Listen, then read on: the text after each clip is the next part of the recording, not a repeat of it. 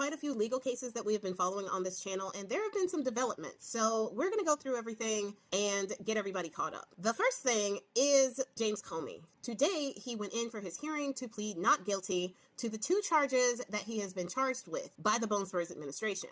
And these charges are obstructing justice and something equivalent to bearing false testimony in front of Congress. Now, both of these charges pertain to a 2020 hearing that he had in front of Congress in D.C. So the fact that he is being charged in Virginia is kind of an issue to begin with, but they are pushing ahead. After Bone Spurs forced Eric Siebert to resign because he refused to indict Comey based on the fact that there was very little evidence to actually prove a case and get a guilty verdict for Comey, Bone Spurs forced him to resign.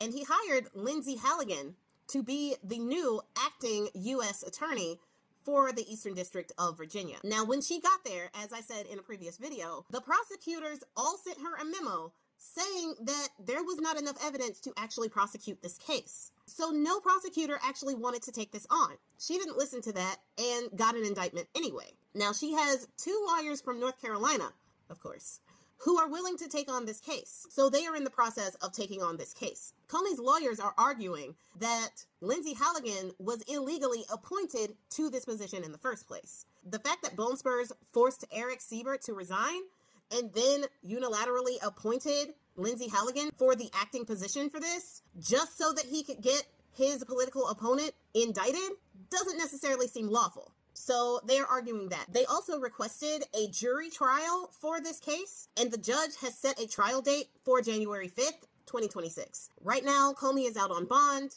and we will wait until January to see what happens with this case. But it's not really looking good because it doesn't even seem as if they have jurisdiction for this case, but we'll see. Meanwhile, Bone Spurs is now calling for Mayor Brandon Johnson of Chicago and Governor Pritzker of Illinois to be thrown in jail for not protecting the frozen people. This comes after the frozen people have been caught lying to people after unaliving a U.S. citizen and claiming that she attacked them first, when body footage did not bear that out. And it has been recorded not only in Chicago, but also in Portland by police officers saying that the frozen people are the ones who are instigating all of the incidences by using chemical warfare and over-aggressive means. Yet none of them are seeing any repercussions for what they are doing, including unaliving a U.S. citizen. So Mayor Johnson and Governor Pritzker have sued to get the military out of Chicago. And that court hearing has been set for Thursday, tomorrow, at time of filming. So we will see what the judge says about that. The Bone Spurs administration does not have a good track record when it comes to lower court judges saying that they do not have jurisdiction to send in the military into these cities. They cannot usurp the National Guard from the governors of these cities, and they cannot send the National Guard into these cities from other states. That has been in court record. Not once, not twice, but 3 times. So we will see what happens in this Thursday case. Now, while that is happening, Bone Spurs is extremely angry that a top prosecutor refuses to indict New York Attorney General Letitia James on charges of mortgage fraud, saying that there is no probable cause to do so, meaning that there is no evidence that proves that Letitia James committed any type of mortgage fraud at all. So with that, they cannot frivolously indict her. Bone Spurs don't like that. He also doesn't like that his lackeys in the Supreme Court stopped his firing of Lisa Cook, letting her keep her position until they can do formal arguments in January of 2026. She was also accused of mortgage fraud. But the thing about that is, they are trying to use that mortgage fraud as a reason to fire her from her governor position at the Fed. The problem with that is that there is no precedent for the President of the United States to fire the governor of the Federal Reserve. And if the president wanted to do so, there needed to be for cause in order for that to happen. Now they are naming this half-baked mortgage fraud as a reason to fire her preemptively before actually proving that there was any fraud. But they can't do that because the mortgage fraud in question, which she has vehemently denied, happened before she was even a governor. But if they want to fire her, they need to fire her for a cause that happened during her governorship. And even they have to admit that they're not going after her for anything that she did while being the governor.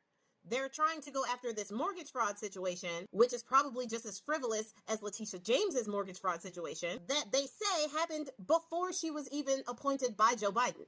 We will see what the Supreme Court has to say about this after oral arguments in January of 2026. So January of 2026 is going to be an interesting month when it comes to the James Comey case as well as the Lisa Cook case. Also, the Supreme Court unanimously declined to hear Ghislaine Maxwell's appeal to have her prison sentence overturned.